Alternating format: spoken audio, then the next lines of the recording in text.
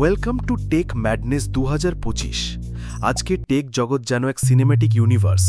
একদিকে নস্টেলজিয়া driven comeback, অন্যদিকে mind hacking future, আর মাঝখানে কনজিউমার্স ওয়ালেটসের ওপর এক দুঃস্বপ্নের মতো স্ক্যাম। এই সপ্তাহের 3টি টেক হাইলাইট আমাদের চিন্তাভাবনায় বড়সড় ধাক্কা দেবে, কারণ এগুলো আর শুধু প্রযুক্তি নয়, এগুলো ভবিষ্যতের ইঙ্গিত। চ্যাপ্টার 1, উইন্ডোজের রিডেমশন নাকি সার্ভেলেন্স আপডেট। উইন্ডোজ 11 আনছে তার নাও অর নেভার মেকওভার। নতুন layout options, customizable folders, resizable pinned apps সবই ফিরিয়ে আনা হয়েছে যাতে পুরনো উইন্ডোজ ইউজার্স আবার কানেক্ট করতে পারেন। কিন্তু প্রশ্ন হচ্ছে, এটা কি সত্যি আমাদের প্রয়োজনীয় ফিচার, নাকি এআই ইন্ট্রুশনেরও শুরু?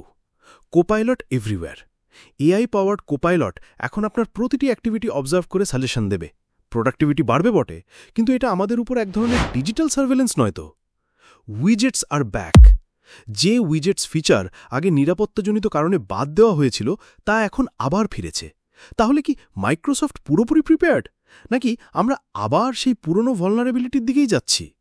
বটম লাইন, মাইক্রোসফট অতীত ভুলগুলোকে ঢাকতে চাইছে, কিন্তু এতে করে এআই ডিপেন্ডেন্সি এবং ইউজার ডেটা কালেকশন বেড়েই চলেছে।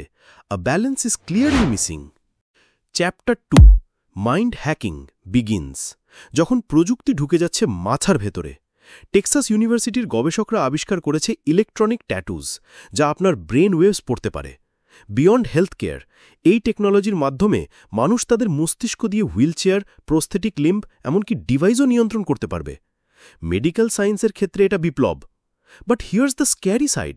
ধরা যাক ভবিষ্যতে চাকরিতে জয়েন করতে গেলে আপনার মাথায় ট্যাটু লাগানো বাধ্যতামূলক হবে, যাতে কোম্পানি আপনার মেন্টাল ফোকাস ট্র্যাক করতে পারে। অথবা উইন্ডোজ কোপাইলট আপনার চিন্তাও স্ক্যান করতে শুরু করল। That's not just tech, that's mind control. Bottom line, একদিকে এটি বিস্ময়কর, অন্যদিকে ভয়ানক।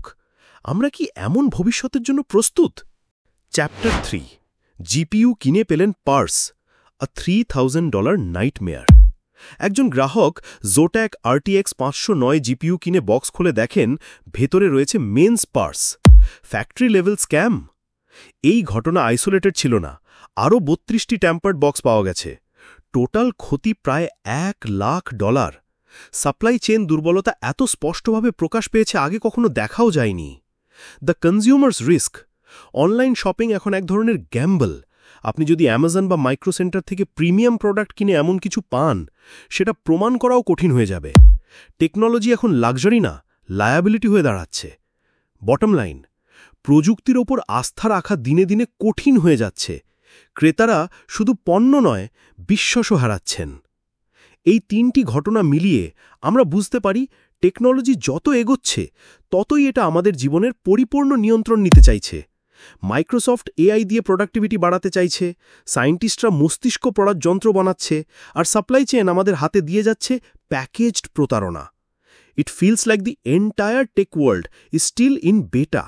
সবকিছুই পরীক্ষামূলক, অসম্পূর্ণ এবং অনিশ্চিত।